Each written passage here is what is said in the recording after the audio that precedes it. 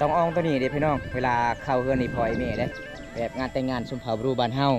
เจ้าสาวต้องอองตัวนี้ต้องมีซินเอาไว้อยู่นี่พี่น้องกาถ้วยแน่พี่น้องเอ้ยตอนนี้เจ้าสาวก็สิไปแล้วพี่น้องงานแต่งบ้านเฮาแบบนี้ล่ะพี่น้องเจ้าสาวไปก่อนส่วนสาวบ้านไปตำหลังเห็นบ่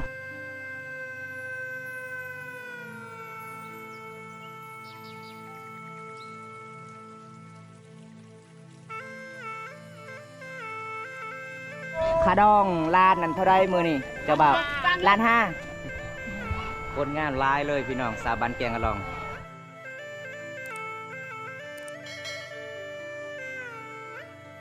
ทักทายสบายดีเด้อแม่พี่น้อง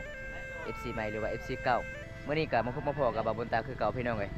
เมื่อนี้บ่าวตาก็สิมาเริ่มทางรับชมงานแต่งงานในชนบทของชนเผ่ามังกรคือหมู่บ้านแกงกะลองพี่น้องมันเป็นจังไดพี่น้องเลยครั้งแรกที่ได้มารับชมวิถีชีวิตหรือว่าตามประเพณีฮีท12ของ14ทางหมู่บ้านนี้งานแต่งงานพี่น้องเมื่อนี้ก็มีงานแต่งงานในพี่น้องในชนบทหมู่บ้านนี้ได้หลังจากที่บ่าวตาถามไปพุ่นก็จะเป็นสะพานใหม่ไหลพี่น้องอยู่ที่หมู่บ้านแกงกะลองกลับไปกลับมากับ3,000กีบละพี่น้องเขตสะพานเซละนองเมืองนองคนสวนเขตพี่น้องเอ้ยยังได้กับไปติดตามสนุนกันละพี่น้องก่อนเฮาสิเดินทางหมู่บ้านแกงกะลองเฮาต้องข้ามสะพานใหม่ไหลก่อนพี่น้องเอ้ยอีกปีหน้าก็สิบ่ได้เห็นแล้วสะพานนี้พี่น้องเพราะว่าเขาเจ้าก็สร้างครัวอยู่ทางลุ่มกันสิเด็ดเลยพี่น้องครัวใหญ่ได้เขาเจ้ากำลังสิก่อแล้วพี่น้องว่าปีนี้ก็ยังสิได้ไต่อยู่พี่น้องสะพานนี้ได้หลังจากเสร็จปีนี้แล้วปีหน้าก็สิบ่ได้เห็นแล้วครัวไม่ไหลพี่น้องอยู่ที่แกงอะลองพี่น้องภาพบรรยากาศในเซละนองบรรยากาศอยู่บ้านแกงอะลองเฮาพี่น้องเมื่อนี้ก็สิพาพี่น้องไปรับชมประเพณีทางชนบทหมู่บ้านแกงอะลองหรือว่างานแต่งงานของหมู่บ้านแกงอะลองพี่น้องเอ้ยก่อนเฮาสิเข้าหมู่บ้านแกงอะลองเขาเจ้าก็ต้องเขียนป้ายไว้เห็นบ่พี่น้องนี่ป้ายพี่น้องเก็บค่าผ่านครัว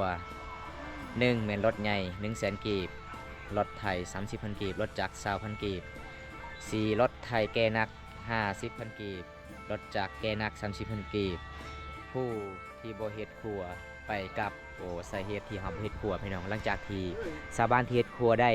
จุดนี้ก็สามารถไต่ไปสะดวกสบายพี่น้องเอ้ยเขาเจ้าบ่เอาเงินค้ำพี่น้องส่วนที่เฮาบ่ได้เฮ็ดครัวเขาเจ้าต้องเก็บเงินเด้กลับไปกลับมารถจักร 20,000 กีบพี่น้องนี่จะเป็นครัวเซละนองพี่น้องบรรยากาศอยู่ที่แกงอะลองเมืองนองเฮาพี่น้องเอ้ยสาวเวียดนามมาขายเครื่องตอนนี้ก็ไปหาบอดจุดที่เจ้าของเฮือนเหตุงานแต่งงานมื้อนี้พี่น้องบรรยากาศอยู่แกงอะลองพี่น้องเอ้ยหมู่บ้านแกงอะลองเมืองนองเพราะว่าเฮือนหลังนี้ล่ะพี่น้อง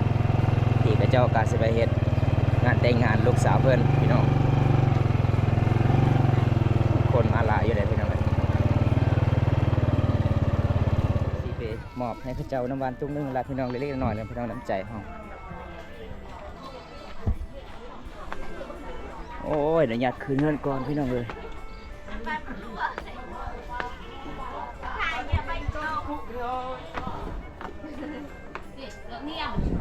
ไปจะได้แม่ลูกเคยมาเลยบ่ไม่เนี่ยไปเอายังบ่มาโอ้เอามียังสิให้แม่ได้โดยเอากินข้าวกินอาหารยังโอ้อาหารแซ่บในแม่เนาะโอ้เอาจัดเส้นแซ่บเป็นงานแต่งของน้องสาวโทพี่น้องในหมู่บ้านแกงอะลองเด้อจามตกไหนเหรอเจอเฮ้ยพี่น้องมางานดองทางหมู่บ้านแกงอะลองกะแบบนี้เด้พี่น้องเอ้ยพระเจ้ากะฮับตอนเป็นอย่างดีเด้พี่น้องมีกล้วยมีข้าวต้มพี่น้องตอนนี้กะทางฝ่ายเจ้าบ่าวเจ้าสาวก็มาเลยเด้พี่น้องเอ้ยแบบตามประเพณีฮีท12ข้อ14บ้านเฮาต้องอยู่จุดนี้ก่อนเด้พี่น้องประเพณีหมู่บ้านแกงอะลองก็คือกันประเพณีกับหมู่บ้านบำตาสุนทรมังกรแล้วพี่น้องแต่มื้อนี้ก็บางคนก็มาแล้วบางคนก็ยังบ่ทันได้มาพี่น้องเขาเจ้ามาบ่หลายเด้แม่บ้านไก่พี่น้องเดินคันรถใหญ่พี่น้องมันเป็นหมู่บ้านที่ขึ้นกับเมืองสิโปนเด้ทางเจ้าบ่าวเด้ชนเจ้าสาวก็จะเป็นหมู่บ้านแกงอะลองพี่น้องเขาเจ้าก็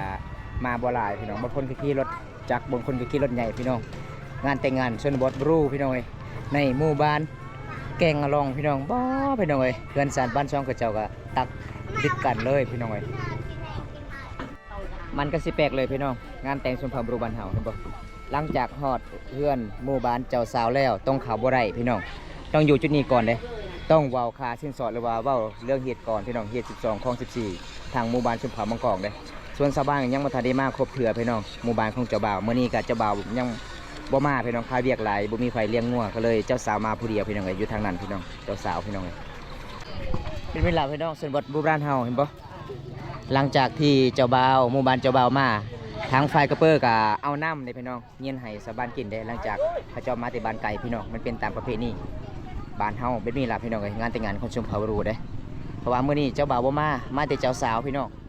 เจ้าบ่าวคาเวียกหลายเพิ่นว่าพี่น้องมันสิแปลกเลยพี่น้องหมู่งานดองชุมเผารูบ้านเฮาพี่น้องเขตชนบทหมู่บ้านแก่งอลองเบื้องนอกในโซนเขตพี่น้องพี่น้อยเดือนเขาเจ้าตั้งกันติดกันเลยพี่น้องจนบ่มีเดินบานเลยพี่น้อง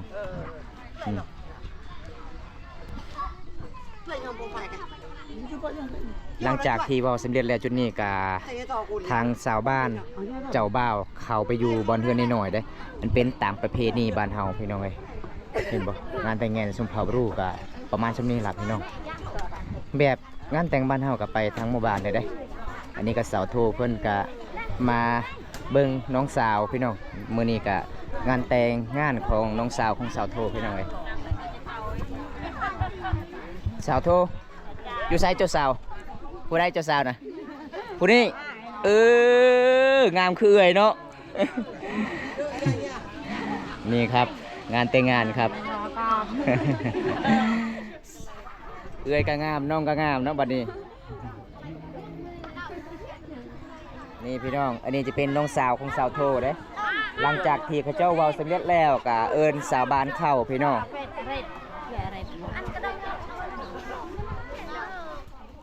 สิเขาเฮือนอีพออีเมเจ้าสาวแล้วพี่น้องตามประเพณีบ้านเฮางานแต่งงานชุมเผาบรูพี่น้องเวลาตอนเข้านี่ต้องอ้องจักอ้อยยังเพิ่นโอ้ยบ่มตากับฮู้กันล่ะพี่น้องภาษาลาวต้องอ้องตัวนี้เด้พี่น้องเวลาเข้าเฮือนนี่พออีเมเด้แบบงานแต่งงานชุมเผาบรูบ้านเฮาเจ้าสาวต้องอ้องตัวนี้ต้องมีศีลเอาไว้อยู่นี่พี่น้องกาถ้วยแน่พี่น้องเอ้ยอ้องเอาขึ้นเฮือนอีพออีเมตอนนี้เจ้าสาวก็สิไปแล้วพี่น้อง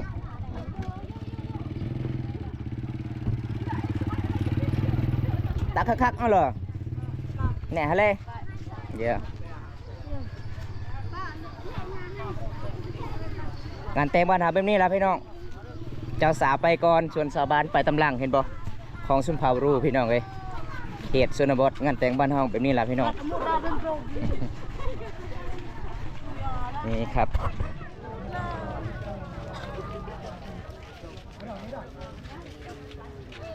ตอนนี้ก็เขาแล้วหลังจากที่เบา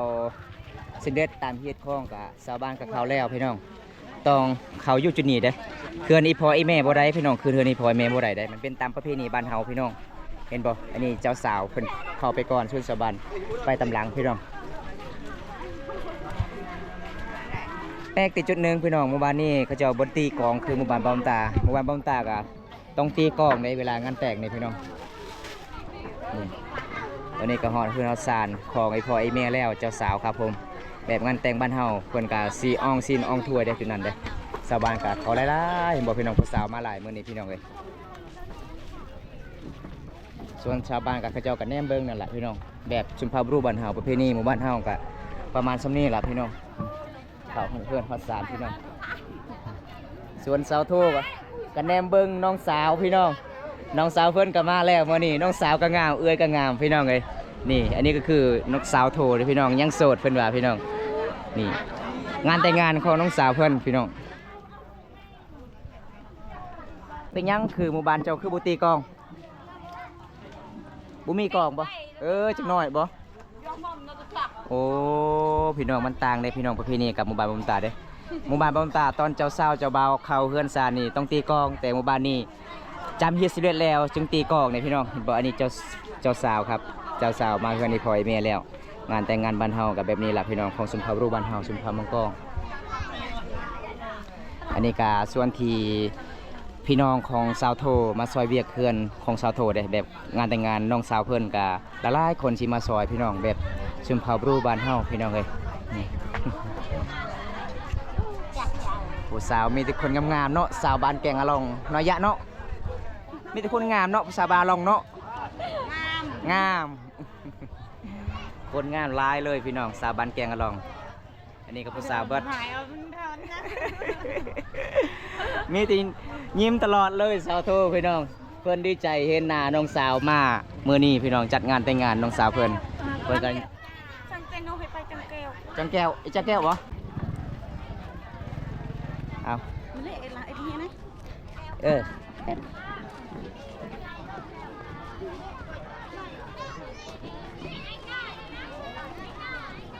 วันนี้ก็สาวโทก็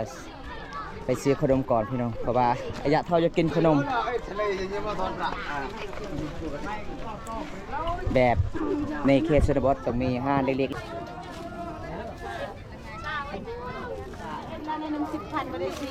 อันนี้ก็จะเป็นร้านสาวของบอมไตเองพี่น้องเพื่อนมาคอยขายเครื่องหมู่บ้านนี้ได้เพื่อนเอาพวกหมู่บ้านนี้พี่น้องแต่บ้านเพื่อนหมู่บ้านสรุพี่น้องไงเมื่อนี้ก็สิพาสาวโทไปซื้อขนมซอยเพื่อนก่อนพี่น้องไงเพราะว่าอายะเท่าจะกินขนมลายเพื่อนว่า ชื่อซอยมาเรา นี่ครับสาวโทคนสวยด้วยครับผู้ใดอยากมักฮักสาวโทมาหาใดเลยพี่น้องหมู่บ้านแกงอะลองสาวสวยประจำหมู่บ้านพี่น้องกาสมานมาหาใดเลยขายดีบ่แม่ค่ะขายดีบ่มื้อนี้บ่ขายดีเนาะโอ้งานแต่งบ้านเฮาต้องขายดีเนาะคนมันหลายพี่น้อง ขายดีคนไล่ ขอยจะกินแฮงเด้อแม่ค่ะเด้อ กินไล่ก็อิ่ม นี่ไปบัดนี้มือเฮือนเมื่อซานตอนนี้หลังจากเฮาซื้อแล้วเฮาก็สิพาสาวโทไปแจกขนมให้อายะจะกินขนมพี่น้องเอ้ยนี่เอาแบ่งกันแบบนี้เอเดอร์มีแต่ซื้อให้อายะเท่าแล้วเนาะอายะเนาะอย่ากินของหวานๆนิดนึงโอ้โดยอายะโดยได้สาวโทแซ่บบ่แซ่บเนาะแซ่บพี่น้องโอ้ไปเบิดบ่อายะโอ้อายะบ่ภาษาลาวคือเด้ออายะคือลาวเลยนี่ครับชนบทบ้านเฮานี่บ่เคยกินของหวานพี่น้องได้ขนมกินก็ดีใจพี่น้องเลยเพิ่นเอาน้ำพี่น้องได้เวลางานแต่งเพิ่นต้องเอาน้ำเด้เงินให้ชาวบ้านพี่น้องเสียไปใช้ตุกน้ำนี่สิไปให้เคยบ่โอ้พี่น้องไปให้ทางชาวบ้านหมู่บ้านของเจ้าบ่าวมาเมื่อนี้มันมีแกนคูนบ่อันนี้บ่มีแกนคูนพร้อมพี่น้องตามประเพณีพี่น้องที่12เด้แบบชนบทบ้านเฮาเวลางานแต่งแบบนี้พี่น้องอารมณ์ดีหลายๆคนเลยพี่น้องหมู่บ้านนี้พี่น้องผู้ใดก็ใจดีอารมณ์ดีเลยพี่น้องบ่คิดคุยม่วนหลายทางอายะทางผู้สาว ก็ชวนจุ้ย อุ้ย นายจ่าอย่าซื้อจัดต่อ โอ้ เข้ามาไอ้ยัยขนมแม่กระตันกิไอ้ยัย มันยังอะเย่ บาย บายอะเย่บายบ่บ่แม่นจับบ่ จับมาบายแล้ว โอ้จับบ่บาย บายยืมกันจับยืมฮะ ใกล้มีปลายฮะมวนพี่น้องอายะทะลกลายหมู่บ้านนี้พี่น้องป้างามแท้ผู้สาวซื้ออะไรผู้สาวนี่ฮะ น้องจัง น้องจังบ่โอ้น้องจังโอ้คืองามแท้สาวจังเลย นายโบราณดักเลี้ยวตะ วารถภาษาโลกใครฮู้เบิดไหน ไปเหมือนปอที่ลงเอยใจ ซุปเปอร์โอ้ไม่เหมือนทางการคือ คือไปลงมาที่ ไม่เหมือนทางการคือไหน ว่าการที่ไหน bên này nó cắt nhẹ cự bên này rong vok tơ lên nó đang nhẹ cự แต่เราก็เข้าไป mình bay nó nè bay chuối ไปเลี้ยวไปเลี้ยว เราจะใช้ขาดองล้านนั่นเท่าไรมือนี่เจ้าบ่าวล้านห้าปางไว้เตาเลยเลยปลาเบิ่งพี่น้องอันนี้ไก่เด้ไก่เขาเจ้าต้มแบบเขาเจ้าไก่ชิจำหี 15ไปล้านห้า ขาดองล้านห้าบวกไป15บัดนี้15ล้านกีบมีขวดอีกบ่มีโอ้มีตีเบตัวนึงละเงินสด15ล้านกีบ โอ้ชักโต โอ้หมู3ตัวเบแม่โอ้โดย ส่วนเจ้าจังเด้เมื่อได้สิเอาพัวฮะสิเอาบ่ข่อยนี่บ่ฮะ จะได้เมียแล้ว ข่อยสิเอาเมียซอกนี่เมียเอ้ย โว้ เอ้ย ยากมีหน้าเอาเมียสองนะ บ่ให้บ่เอาเมียซองบ่ บ่ให้ดอก บ่ให้ข่อยเฮือนต่างหากได้ได้บ่ ได้กัน นี่ข่อยสิให้ขาดอง มานำกันก็บ่ได้เลย บ่ได้เนาะ กันเนาะ เออแม่นนอนนำกันบ่ได้เนาะคันอยู่นำกันเนาะนี่ครับยอกอายะครับสาวจังเพิ่นว่าบ่มีไผเอาพี่น้องเดี๋ยวไปยอกสาวจังก่อนพี่น้องอ่ะจักปีเลยจ้ะบ่ฮู้อายุบ่เจออายุเนาะโอ้บ่เจออายุอันสาวโทอายุลาวเท่าไหร่บ่ฮู้คือกัน15ปีบ่ฮอดบ่ส่วนสาวโทได้จักปี18 ปีโอ้18 ปี ปีหน้าก็สิเอาพัวเลยเนาะปีหน้าเนาะเอาสาวอีกแล้วบัดนี้ไปไวเลยเนาะมือนี่พี่น้องขึ้นไปเรื่อยๆอายุพี่น้องสาวเคสชนบทมวลหลายพี่น้องบ่ไปคุย อันนี้ก็จะเป็นสาวโทกับสาวจังเขาเจ้ามาซอยเบียกเด้แบบชุมพรรูบ้านเฮากะแบบนี้ล่ะพี่น้องงานแต่งงานกะความสามัคคีส่วนอยู่ทางเทิงกะเป็นไอ้น้องกันพี่น้องเขาเจ้ากำลังสิเอาซีนหมู่ซีนไก่สิจำฮีดตามประเพณีฮีด12ของ14ชุมพรรูบ้านเฮางานแต่งงานพี่น้องเอ้ยก็ม่วนอยู่ได้พี่น้องประเพณีทางหมู่บ้านดีนี่ก็คือประเพณีทางหมู่บ้านบ่มตาเวลาเจ้าบ่าวเจ้าสาวเข้าเฮือนในพลอยแม่ต้องตีกลองแต่หมู่บ้านนี้เฮาต้องจำฮีดสิเร็จแล้วต้องตีกลองได้พี่น้องสำคัญที่สุดก็คือซีนหมู่กับไก่เด้พี่น้องแบบเฮาสิจำได้อันนี้เขาเจ้าก็สิมาเลือกที่จำฮีดเด้พี่น้องเห็นบ่งานแต่งงานบ้านเฮาพี่น้องเอ้ยชนเผ่าบรูฮะนักเลยมั้ยฮะ นางป้าน นางป้านโอ้สาวป้าน เกเพาะเก โบเต้สิเอาพัวเลย ก็บ่แม่น จักเดือนใดสิเอาพัว อันนั้นไม่ใช่ จักมื้ออย่าจักมื้อเราสิเอาพัว ไปมือ ยังบาดไปมือประมาณยัง3-4 มื้อเนาะยะเนาะโอ้ส่วนสาวป้านก็สิเอาพัวได้อะยะว่ายังบาดไปมือก็คือยัง3-4 มื้อพี่น้องก็สิเอาพัวคือกันพี่น้องคักเขตชนบทพี่น้องเอ้ยผู้สาวอารมณ์ดีหลายคนเลยพี่น้องไอ้ลองกันเดินน้องเด้อโอเคป่ะเจ้านายเจอกันใหม่ลมดีเห็นบ่พี่น้องงานแต่งงานบ้านเฮาหรือว่าบ้านหมู่บ้านแกงอะล่องมันเป็นประเพณีเด้หลังจากที่พระเจ้ากับส่วนอยู่ทางนี้ก็จะเป็นเฒ่าแก่ในโฮงส่วนทางพุ่นก็จะเป็นสาวบ้านที่มางานแต่งงานมื้อนี้มากินหมูกินแบ่พี่น้องตามประเพณีบ้านเฮามาหลายๆคนเด้หลังจากที่เขาเจ้าจำฮีดสิเร็จแล้วเฮือนแล้วนี่ต้องเขาเจ้าเอาลองกล้องตีกล้องพี่น้องเอ้ยแบบตามประเพณีฮีด2ของ14ชุมเผาตะชุมเผามังกรหมู่บ้านแกงอะลองเมืองนองไพศวรรณเขตพี่น้องจัดงานแต่งงานของชุมเผาบรูส่วนเจ้าบ่าวกับพูนละพี่น้องมาจากหมู่บ้านสะทึมเด้เมืองสิโปนพี่น้องเขตเมืองสิโปนพี่น้องเอ้ยนี่บ่มื้อนี้ก็หลายคนเลยบรรยากาศอยู่ที่บ้านแกงอะลองเมืองนองเฮาพี่น้องวิวธรรมศาสตร์ก็สวยสดงดงามเลยพี่น้องเฮ็ดหยังสาวโทเอาฟืนดังไพ่สิเฮ็ดกินล่ะพี่น้องนี่เห็นบ่สาวบ้านแกงอะล่องซอยน้องโถเฮ็ดเวียกเด้พระเจ้าก็ซอยเฮ็ดช่วยกันไปนี่ล่ะพี่น้องงานแต่งงานรูบ้านเฮานี่เห็นบ่ซอยกันพี่น้อง